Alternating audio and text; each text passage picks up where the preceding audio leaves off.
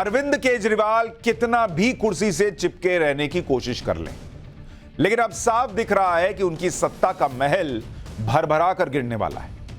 केजरीवाल की कट्टर ईमानदारी का सर्टिफिकेट तो कल हाईकोर्ट के फैसले के बाद फटा हुआ डस्टबिन में पड़ा मिला, और जैसे ही हाईकोर्ट ने ऐसा किया 24 घंटे के अंदर ही केजरीवाल की पार्टी में हड़कंप मच गया। और आज अचानक केजरीवाल के एक मंत्री राजकुमार आनंद ने इस्तीफा दे दिया। मंत्री ने इस्तीफा दे दिया, और केजरीवाल के इस मंत्री ने जो जो बातें कही हैं वो केजरीवाल और उनकी पार्टी के कान से धुआं निकाल देने वाली है। अब ये कोई बीजेपी का आदमी नहीं कह रहा बॉस, ये कोई ईडी नहीं कह रही है, ये आपके सरकार में मंत्री रहा आदमी कह रहा है। केजरीवाल के इस मंत्री ने मंत्री पद से और पार्टी से इस्तीफा देते हुए डंके की चोट पर कह दिया कि आम आदमी पार्टी भ्रष्टाचार के दलदल में फंस गई है। सरकार के पास शासन करने की नैतिक ताकत नहीं बची है। राजनीति बदलने आए थे, राजनीति तो बदली नहीं, राजनेता बदल गए। ये आम आदमी पार्टी का नेता अरविंद केजरीवाल की सरकार का मंत्री कह रहा है बॉस। अब तो पूर्व हो गए, लेकिन जो उनके खास रहे मंत्री रहे वो कह रहे हैं कि कोई नैतिक आधार नहीं है सरकार में रहने का आम आदमी पार्टी के पास और केजरीवाल जी के पास। यानी अब कोई और नहीं, केजरीवाल के अपने लोग ही केजरीवाल को भ्रष्टाचारी बताने लगे। खुद उनके लोग कह रहे हैं कि केजरीवाल के पास जेल से सरकार चलाने की नैतिकता नहीं बची है। और यह अरविंद केजरीवाल के लिए जो जेल में बंद है उनके लिए किसी सजा से कम नहीं है कि अब उनके अपने भी उनकी कट्टर ईमानदारी का जो सर्टिफिकेट है उसको फाड़ दे रहे हैं। जिस पार्टी को बनाया उन्होंने, उस पार्टी के लोग कह रहे हैं कि यहां जो है नैतिकता बची नहीं है। यह अरविंद केजरीवाल के लिए शायद सबसे बड़ी सजा है। जबकि इसी नैतिकता को भूलकर केजरीवाल कह रहे थे कि पब्लिक चाहती है कि वो इस्तीफा ना दे और जेल से ही सरकार चलाए। लेकिन क्या अब भी केजरीवाल जेल से ही सरकार चलाएंगे, जब उनकी सरकार के मंत्री इस बात पर इस्तीफा दे रहे हैं कि भ्रष्टाचार के आरोप लगने के बाद भी कैसे केजरीवाल जेल से सरकार चला सकते हैं, क्योंकि सत्ता में रहने की अब कोई नैतिक ताकत केजरीवाल और उनकी पार्टी में बची नहीं। यानी जो बातें कल तक विपक्ष कह रहा था, जो बातें पब्लिक कह रही थी, वो आज अरविंद केजरीवाल के मंत्री भी कह रहे हैं। एक बार सुनिए इस्तीफा देने के बाद राजकुमार आनंद ने क्या कहा, फिर बताऊंगा कि कैसे केजरीवाल अपने ही बनाए जाल में फंसते चले जा रहे हैं। मैं राजनीति में जब आया था, जब अरविंद केजरीवाल जी ने कहा था कि राजनीति बदलेगी तो देश बदलेगा, लेकिन आज बड़े अफसोस के साथ कहना पड़ रहा है कि राजनीति तो नहीं बदली, लेकिन राजनेता बदल गए। आम आदमी पार्टी का जन्म ही भ्रष्टाचार के खिलाफ आंदोलन से हुआ था, लेकिन आज ये पार्टी खुद भ्रष्टाचार के दलदल में फंस चुकी है। मेरे लिए मंत्री पद पर रहकर इस सरकार में काम करना असहज हो गया है। मैं अब इस पार्टी, इस सरकार और अपने मंत्री पद से इस्तीफा दे रहा हूं, क्योंकि मैं इन भ्रष्ट आचरणों में अपना नाम नहीं जुड़वाना चाहता। मैं नहीं समझता कि हमारे पास शासन करने की कोई नैतिक ताकत बच गई है। केजरीवाल के इस मंत्री ने जो जो बातें कही हैं उसने आम आदमी पार्टी के अंदर हड़कंप मचा दिया, क्योंकि अब तक केजरीवाल के खिलाफ आम आदमी पार्टी में कोई बोल तो रहा नहीं था। कई लोग प्रदर्शन से मिसिंग हैं, यह हमने आपको बताया था कि कई बड़े नेता नहीं दिख रहे हैं, कुछ लोग विदेश में हैं, कुछ लोग यहां रहकर भी नहीं हैं। लेकिन उसके लिए आप कोई ऐसे तो कह नहीं सकते कि भाई ये इसी वजह से नहीं आया। कोई ये सवाल करने की हिम्मत नहीं कर रहा था कि कैसे भ्रष्टाचार के बड़े आरोप के बाद भी केजरीवाल मुख्यमंत्री बने हैं बॉस, जबकि इन्हीं केजरीवाल ने मनीष सिसोदिया और सत्येंद्र जैन जैसे मंत्रियों से नैतिक आधार पर इस्तीफा ले लिया था। लेकिन जब केजरीवाल की बारी आई तो केजरीवाल सारी नैतिकता भूल गए और जेल जाने के बाद भी सीएम बने हुए। केजरीवाल के जिस मंत्री राजकुमार आनंद ने इस्तीफा देते हुए केजरीवाल और आम आदमी पार्टी पर सवाल उठाए, उनके बारे में भी एक बार जानिए। राजकुमार आनंद 2020 के चुनाव में पहली बार पटेल नगर से विधायक बने। 2022 में अरविंद केजरीवाल ने उन्हें अपनी सरकार में कैबिनेट मंत्री बनाया। मतलब कोई छोटे मोटे नेता नहीं है ये आम आदमी पार्टी के।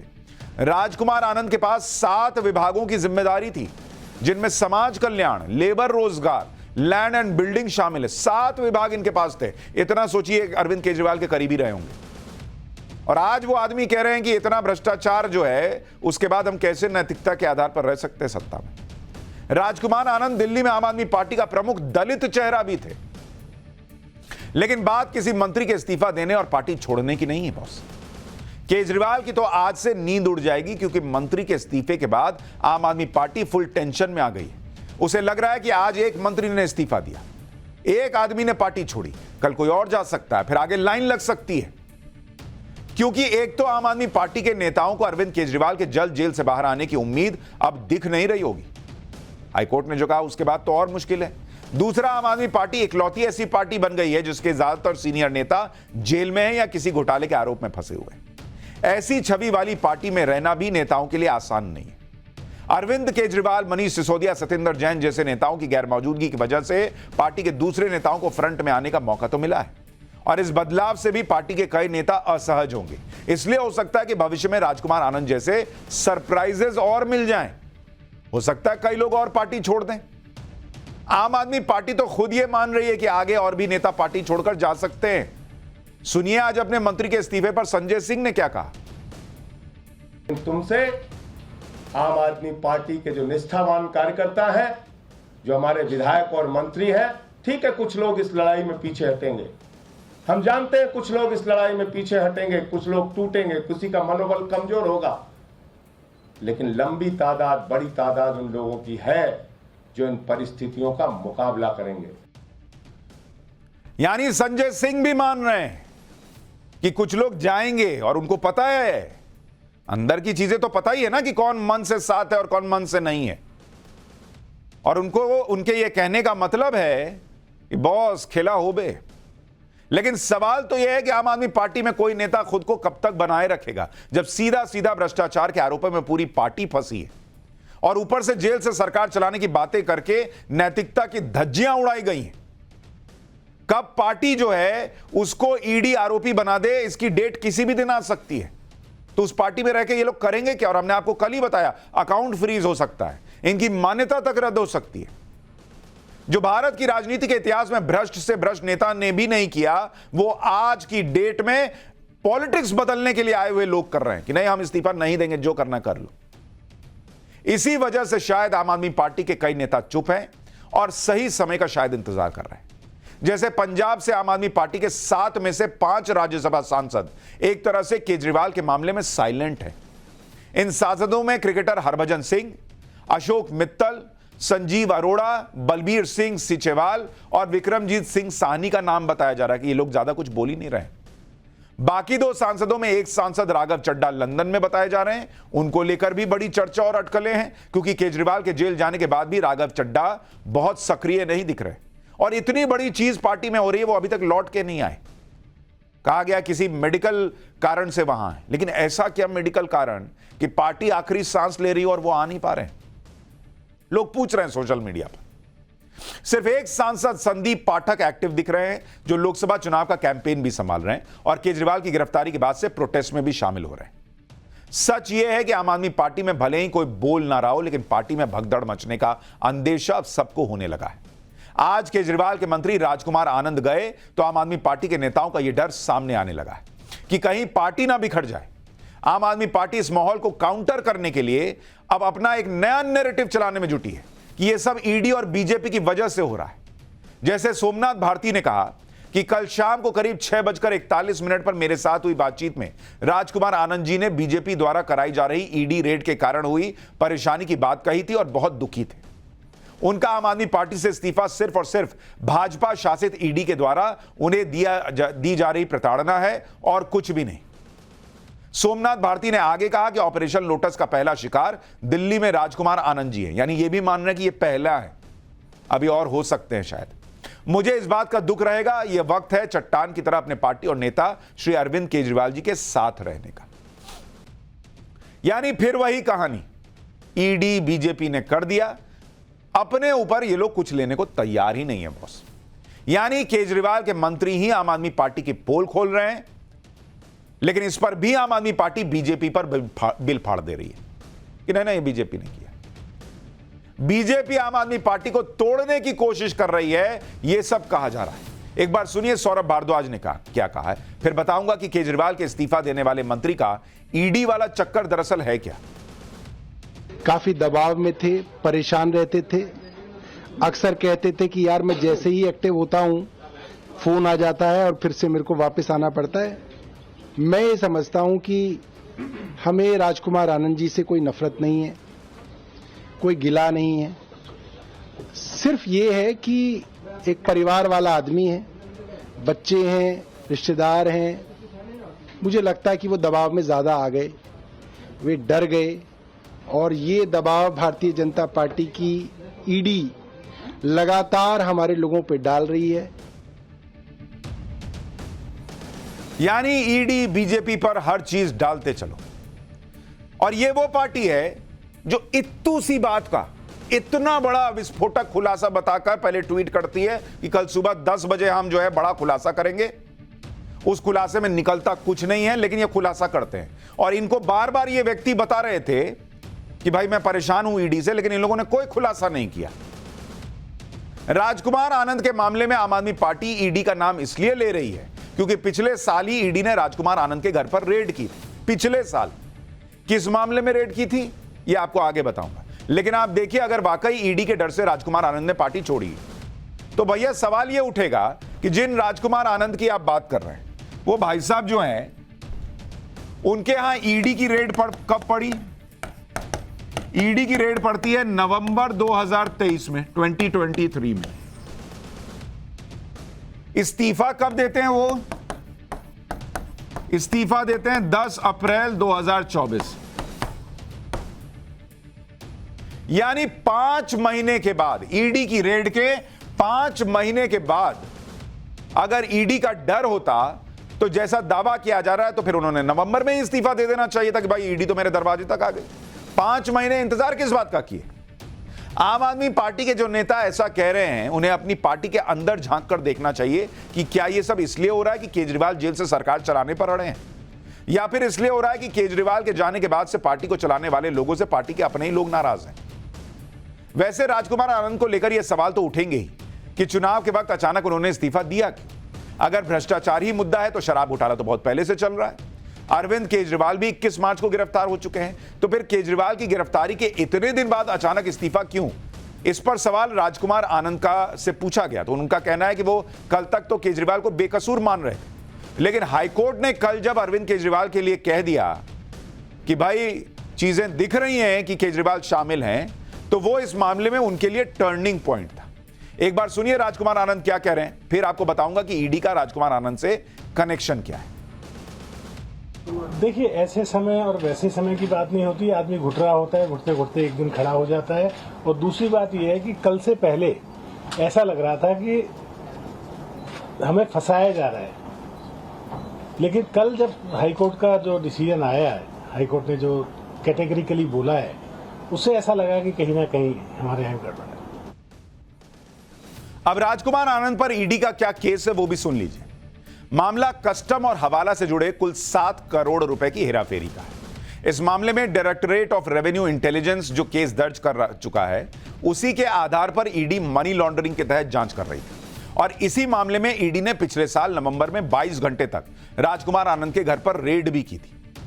पिछले साल जब राजकुमार आनंद के घर पर रेड पड़ी थी तो आम आदमी पार्टी की नेता आतिशी ने राजकुमार आनंद को साथ बिठाकर प्रेस कॉन्फ्रेंस की थी। यह देखिए उस वक्त की तस्वीर। यूट्यूब पर वीडियो डाला था भाई लोगों ने। आम आदमी पार्टी ने तब अपने यूट्यूब चैनल पर भी प्रेस कॉन्फ्रेंस का वीडियो डाला था। और उस वीडियो का थंबनेल, यानी जो फोटो ऊपर लगी होती है वीडियो की, उसका जरा हेडर देखिए। इसमें लिखा है आपके इस मंत्री पर भी ईडी का छापा, बुरा फंस गया मोदी। बुरा फंस गए मोदी नहीं, बुरा फंस गया मोदी। भाषा देखिए जरा इन लोगों की देश के प्रधानमंत्री के लिए। ऐसा लग रहा है कि इनके दोस्त हैं। बुरा फंस गया मोदी। देश के प्रधानमंत्री के लिए इस तरह की भाषा का इस्तेमाल कर रही थी आम आदमी पार्टी। तब आम आदमी पार्टी ने यह आरोप लगाया था कि क्योंकि बीजेपी अरविंद केजरीवाल से डरती है, इसलिए अरविंद केजरीवाल को शराब घोटाले में समन भेजा गया है और केजरीवाल के मंत्रियों को भी ईडी छापे डालकर डरा रही है। लेकिन तब राजकुमार आनंद खुद डंके की चोट पर कह रहे थे कि वो ईडी से डरने वाले नहीं है। तो जब तक तब नहीं डरे तो आज 5 महीने बाद कैसे डर गए? एक बार उस वक्त का बयान सुनिए, फिर आगे की बात बताता हूं। हम न ईडी से डरने वाले लोग हैं, न सीबीआई से डरने वाले लोग हैं। हम अपने नेता अरविंद केजरीवाल के साथ खड़े हैं और साथ खड़े रहेंगे और उनके पद चिन्हों पर चलने के लिए तैयार हैं।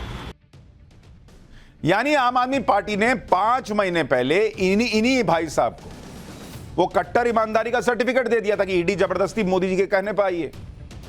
तो अगर ये ईमानदार थे, आपने सर्टिफिकेट दे ही दिया था, तो डरे किस बात का?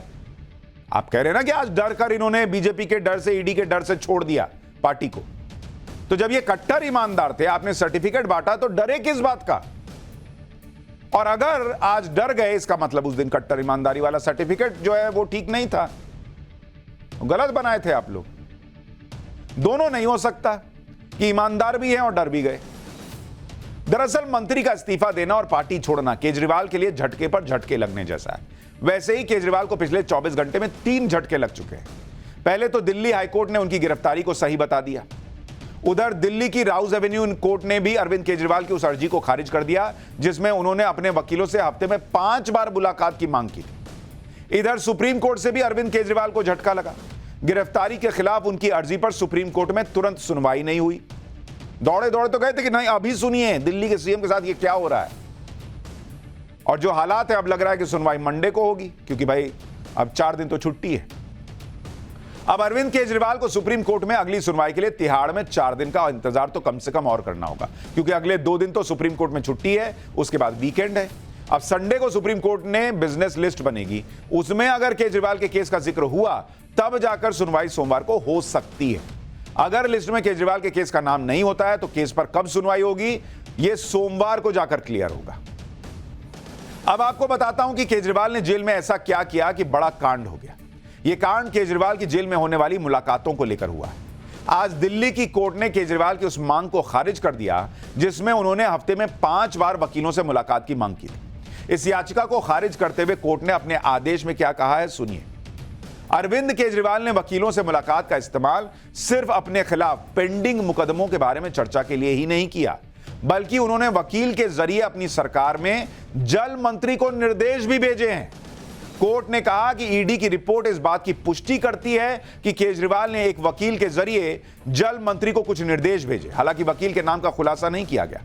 अभी नियमों के मुताबिक केजरीवाल को अपने वकीलों से हफ्ते में 2 बार मिलने की इजाजत है, लेकिन अरविंद केजरीवाल ने अपने खिलाफ 30-35 केस पेंडिंग होने का हवाला देते हुए वकीलों से मुलाकात की संख्या 2 से बढ़ाकर 5 करने के लिए कहा, लेकिन कोर्ट ने इस मांग को खारिज कर दिया। कोर्ट ने अपने फैसले में दिल्ली हाई कोर्ट के अमानतुल्लाह खान केस में दिए फैसले का हवाला देते हुए कहा कि कानून की नजर में सब बराबर हैं, कोई राजनीतिक शख्सियत कानून से ऊपर नहीं है बॉस। इस लिहाज से भी केजरीवाल जेल के अंदर उतनी बार वकीलों से मुलाकात के हकदार हैं जितना कोई आम कैदी के लिए नियम है। ईडी ने तो कोर्ट में यह भी बताया कि आमतौर पर तो एक ही मुलाकात की इजाजत होती है, इनको तो 2 दे दिए, ये बड़ी बात है। यानी अरविंद केजरीवाल वकीलों से मिलने के बहाने सरकारी आदेश दे रहे थे। ऐसे में जब मुलाकातों को लिमिट किया गया तो आम आदमी पार्टी आरोप लगाने लगी कि जेल में वकीलों के जरिए संदेश भेजने पर अरविंद केजरीवाल के खिलाफ जांच बिठा दी गई। संजय सिंह ने दावा कर दिया कि जेल से ऑर्डर देने पर केजरीवाल को धमकी मिली है कि जेल में उनकी वकीलों और परिवार से मीटिंग रोक दी जाएगी।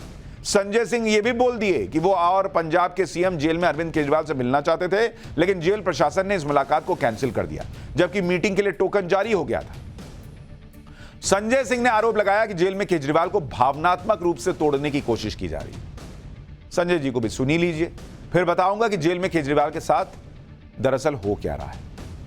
लीगल मुलाकात होती है तो आप जान के हैरान हो जाएंगे, 8-10 पुलिस वाले उस लीगल मुलाकात में उनको घेरे खड़े रहते हैं। आप अरविंद केजरीवाल को इमोशनली तोड़ना चाहते हैं, आप अरविंद केजरीवाल को यातनाएं देकर झुकाना चाहते हैं, आप अरविंद केजरीवाल को तोड़ने की कोशिश जो कर रहे हैं वो कोशिश नाकाम रहेगी। अरविंद केजरीवाल टूटेगा नहीं, याद रखिएगा। अरविंद केजरीवाल के आसपास 7-8 पुलिस वाले होते हैं तो वो टूटने लग जाते हैं। ये नया माल आया है मार्केट में। ये अगर वो व्यक्ति होते जिन्होंने कहा था कि मैं कभी सिक्योरिटी नहीं लूंगा जी, और सिक्योरिटी नहीं ली होती, तब इतने पुलिस वालों को देखकर टूट रहे होते, डर रहे होते तो समझ में आता। ये तो सिक्योरिटी, फुल सिक्योरिटी लेकर चलते थे बॉस। इनको तो आसपास पुलिस वालों और सिक्योरिटी की आदत थी। और 8 पुलिस वाले इनकी सिक्योरिटी में अगर जेल में भी खड़े हैं तो दिक्कत क्या है, उसमें टूटने की क्या बात है भाई। तिहाड़ जेल में भगवंत मान और संजय सिंह की केजरीवाल से मुलाकात क्यों नहीं हो पाई, वो भी जान लीजिए। पहली बात यह है कि सुरक्षा के लिहाज से तिहाड़ जेल बहुत संवेदनशील जगह है। यहां पर खूंखार कैदी भी बंद हैं और ऐसी जेल में पंजाब के सीएम, दिल्ली के सीएम केजरीवाल से मुलाकात करने वाले थे। यह मुलाकात सिक्योरिटी के लिहाज से बड़ी बात थी, क्योंकि दो मुख्यमंत्री एक बेहद सेंसिटिव जगह पर मिलने जा रहे थे। ऐसी मुलाकात किसी भी जेल में सामान्य बात नहीं है, इसके लिए पुख्ता सिक्योरिटी के इंतजाम करने होते हैं। 12 अप्रैल को इस मुलाकात को लेकर पंजाब पुलिस और तिहाड़ जेल प्रशासन और दिल्ली पुलिस के बीच बड़ी मीटिंग होने वाली है, जहां पर दोनों मुख्यमंत्रियों की मुलाकात को लेकर सिक्योरिटी अरेंजमेंट पर चर्चा होगी। यानी दो मुख्यमंत्रियों की मुलाकात तो होगी, लेकिन तैयारी के साथ, और शायद आज इसी वजह से भगवंत मान को अरविंद केजरीवाल से मिलने नहीं दिया गया। यानी मिलने नहीं देंगे ऐसा नहीं है, आज नहीं मिलने दिए, आगे जरूर देंगे। आम आदमी पार्टी यह भी आरोप लगा रही है कि केजरीवाल को जेल में परेशान किया जा रहा है, उनकी सेहत ठीक नहीं है, जबकि जेल में अरविंद केजरीवाल का वजन 1 किलो बढ़ गया है। उल्टा वजन बढ़ गया 1 किलो इनका। 1 अप्रैल को अरविंद केजरीवाल का वजन 65 किलो था, 7 अप्रैल को 66 किलो मापा गया है। तिहाड़ जेल में अरविंद केजरीवाल का फास्टिंग शुगर लेवल बढ़ा हुआ दिख रहा है। जांच के दौरान ब्लड शुगर फास्टिंग 160 है, जबकि डायबिटीज के मरीज का नॉर्मल फास्टिंग लेवल 100 से 120 के बीच में होना चाहिए। लेकिन अभी फिलहाल जेल प्रशासन का कहना है कि ऐसी कोई खबर नहीं कि उनकी सेहत बहुत जो है वो डिटोरिएट कर गई है या बहुत खतरे में है। लेकिन खतरे में उनकी पार्टी, उनकी सरकार, उनका भविष्य जरूर दिख रहा है।